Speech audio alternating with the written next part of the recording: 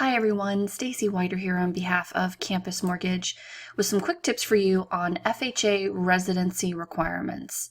Now just a quick reminder before we get started, this video is for informational purposes only and should not be considered legal advice or used in place of FHA guidelines.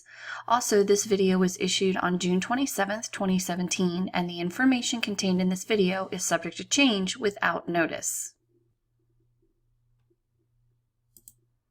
For FHA loans, U.S. citizenship is not required for financing.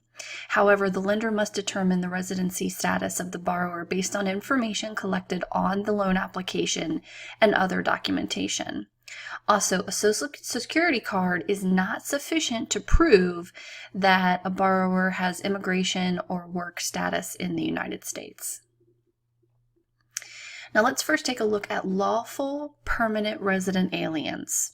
So they will be eligible for FHA financing if they can satisfy the same requirements, terms, and conditions as those for U.S. citizens. Also, their permanent resident alien status must be indicated on the loan application. The permanent residency must be documented, and this documentation can be obtained from the Department of Homeland Security. For non-permanent resident aliens, they are eligible for financing if the property will be their primary residence, they can satisfy the same requirements, terms, and conditions as those for U.S. citizens, and they have a valid Social Security number. Now, the only exception to that is if the borrower is employed by World Bank, a foreign embassy, or any other approved entity by HUD. Now, here's the important piece. The borrower is eligible to work. The borrower has to be eligible to work in the United States, and they have to provide what's called an Employment Authorization Document, or an EAD. And this is something that is issued by the United States Citizenship Immigration Services. USCIS.gov is a good place to go to learn more information about that.